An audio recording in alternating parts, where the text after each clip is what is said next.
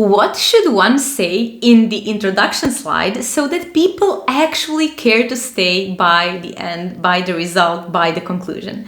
This is a video inspired by a question that I got in my inbox, and I found it so specific and so funny that I had to make a video about that, because I said many people are struggling with that. I'm also sometimes struggling with that. So let's address the elephant in the room.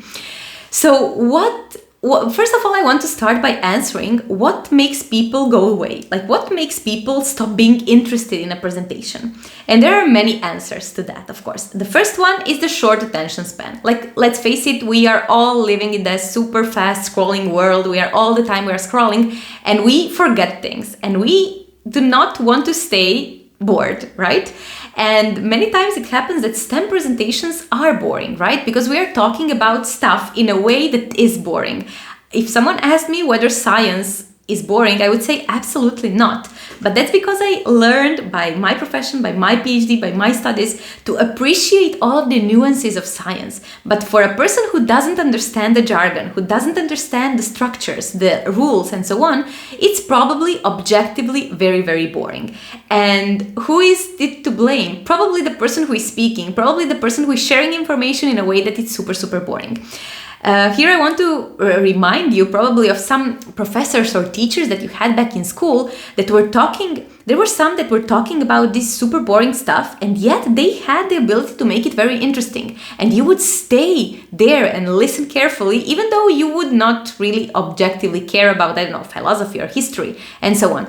And then you had this stuff that objectively seemed very, very interesting to you, but you had a teacher who was explaining it in a completely horrible way, and you would just tune out and do whatever we were doing back at school, right? We would, I don't know, scribble and so on, when there were no cell phones back in the day.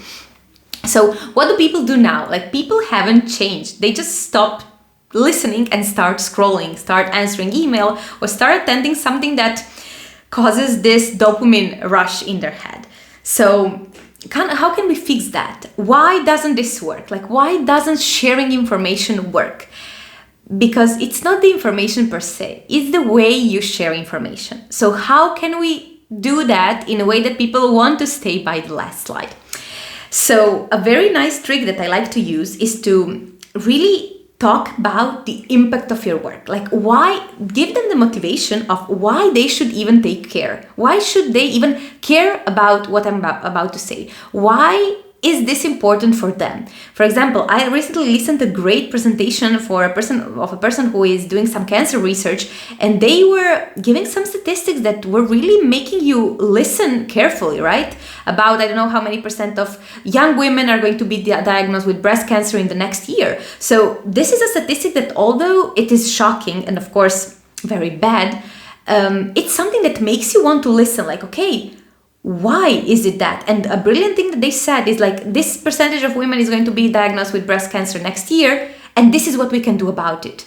So that instantly gave you like this moment of, okay, there is a solution. There's something I can do about it.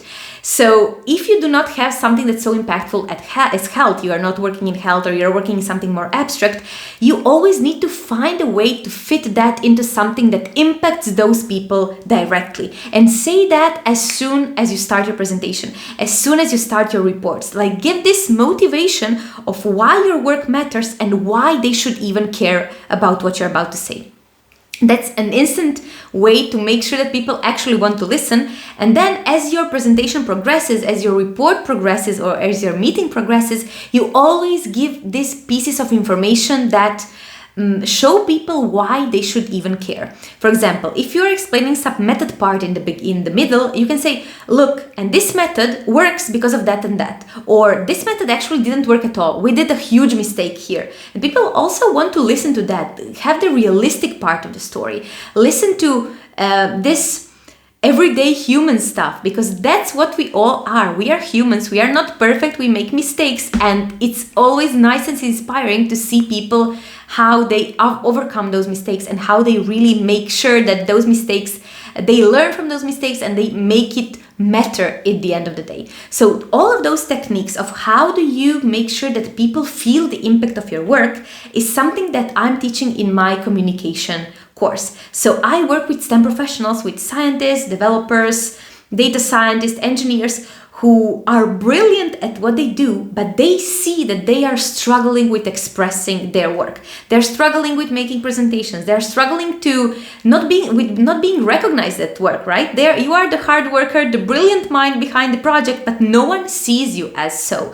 This is probably because you're not communicating your work correctly and because you're not making sure that the world sees the impact of your work, for example. Or you are sitting there in your office at 2 a.m. trying to figure out what to put in your slides that are due the next morning because you don't know how to structure them, what to say, where to even start from.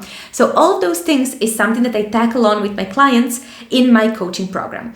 And I want to invite you to join my coaching program and to really tackle those things together, because I feel that it can completely transform one's career. Whether you are feeling that you're not recognized at your position, you are looking for a career advancement, or especially if you're looking for funding, this is that essential skill that will not only make you move faster, but also make your life much, much less stressful, because you will never have to worry about how you share information, how you talk to others in a work setting again.